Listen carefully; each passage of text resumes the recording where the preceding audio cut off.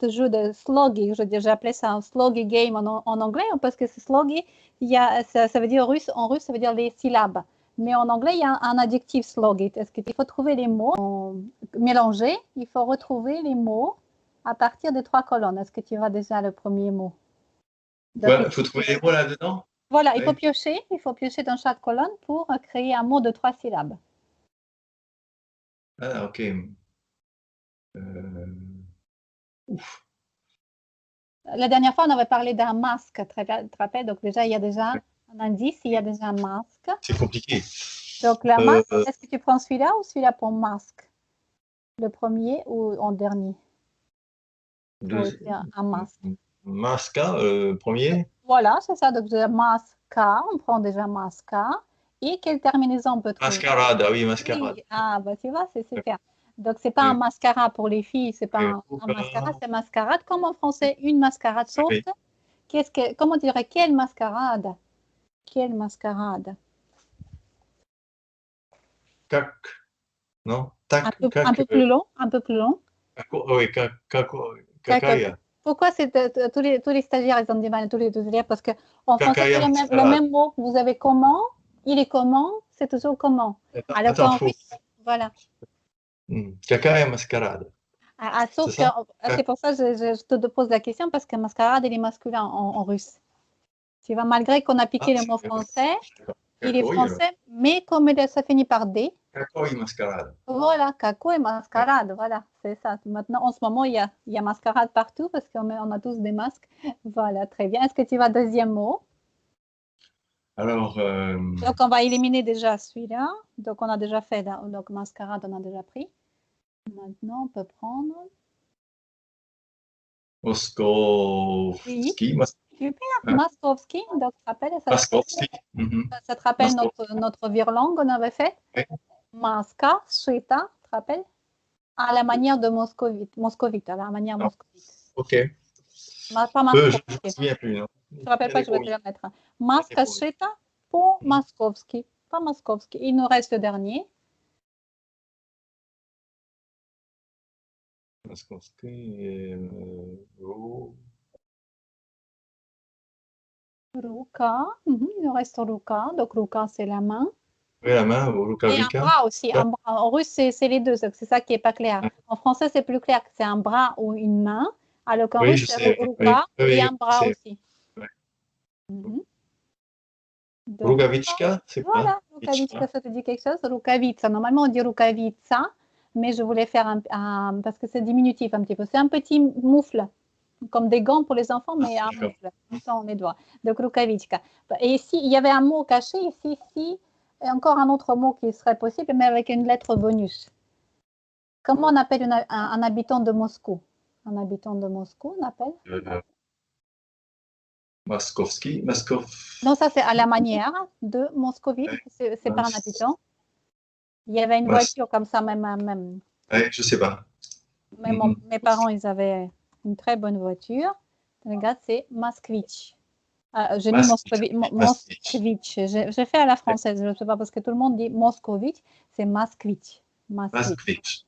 Et comment on fait pour une femme? Ça serait Moskvitchka. Voilà. Ça veut dire, mais sauf qu'ici, il manquait une lettre pour pouvoir faire ça. Regarde, Mos, il manquait le K pour faire Moskvitch. Mais sinon, c'était le mot caché. Parfait, on dit tout le monde est là. Est-ce que tout le monde est là? Si on est à la réunion, on dit est-ce que tout le monde est là? Все здесь. Все здесь, voilà, хорошо. Да, все. Да, все, хорошо. Et comme dire, c'est tout pour aujourd'hui. Это все.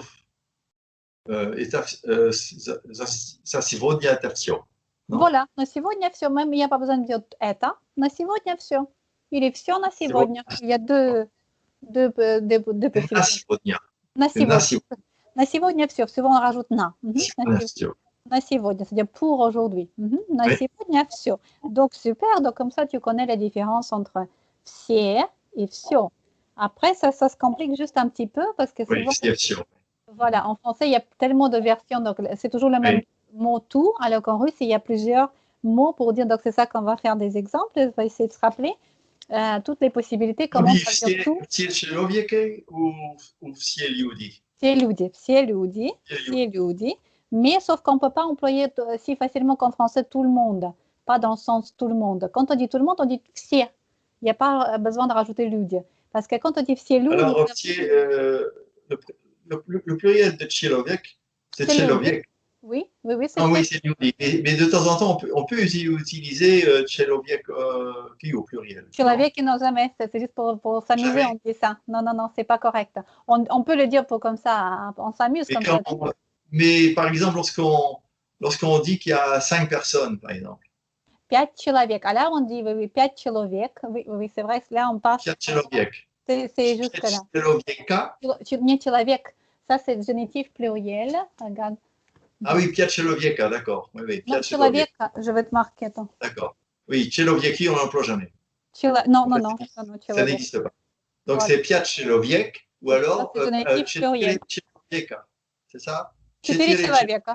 Voilà. À partir de 5, comme je dis toujours, ça change comme à partir de en anglais. C'est le génitif pluriel. Donc, le génitif pluriel de человек, c'est человека. 5 человек. Человек. Voilà. Sans le A. Par contre, 4 человека. 4 человека. Voilà. Donc, à partir de 5, on enlève le A. Et один человек. Voilà. Donc, comme je dis, pour se rappeler, comme en anglais aussi, c'est 4 heures, c'est l'heure du thé. Donc, à partir de 4 heures, tout change. C'est pareil comme en anglais, quand on parle des nombres aussi, c'est différent à partir de 4e. Donc, souvent, à partir de 5e, ça change. Donc, il faut se rappeler l'heure du thé, on change. Voilà, donc c'est ça. Il n'y a plus de tasse, on enlève le A. Donc, vous voyez, tu vois, on enlève la tasse. Donc, четыре человека. Хорошо. Donc, là, on disait, comme on dit, nous regardons cette émission tous les jours. Nous regardons. Donc, on utilise tous les exemples avec qui? Смотрели этот, comment l'émission, c'est j'ai oublié. Передача. Donc, on se rappelle encore dans notre accusatif. Эту передачу, comme on a fait tout à l'heure avec la pomme. Мы смотрели эту передачу каждый день. Voilà, sauf que là, tu as dit que смотрели, ça veut dire que nous regardions. Et si on dit au présent, oui, c'est pas grave, ça se trouve. Смотрим. Voilà. Мы смотрим эту передачу каждый день. Voilà, хорошо. Anna, cette émission, elle dure toute une heure.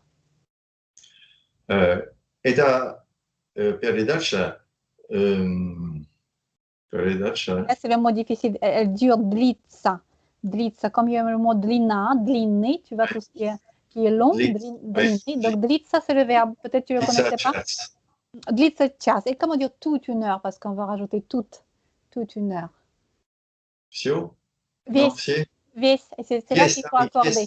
Весь час. J'enverrai le tableau tout à l'heure. Voilà. Весь час. Exactement. Donc là, il faut toujours penser à avec quel genre on va accorder. Donc, comme час, c'est masculin, donc весь час. Et si on dit toute la journée, pareil. Toute la journée. Весь день. Voilà, par exemple, je chante cette chanson toute la journée. Ça, c'est vrai, j'ai une chanson en ce moment. Я пою эту песню весь день. Voilà, vous voyez, весь день, on peut dire aussi. Et là, on peut employer un synonyme en russe, целый день. Toute la journée, en anglais. Целый день, voilà, целый день. Par exemple, t'es целый день, souvent on dit toute la journée, tu fais rien, par exemple. Целый день, tu essaies de faire quelque chose, tu fais pas. Целый день, ты... Я изучаю русский язык. Ça c'est mieux, ça me plaît mieux. Целый день я изучаю русский язык.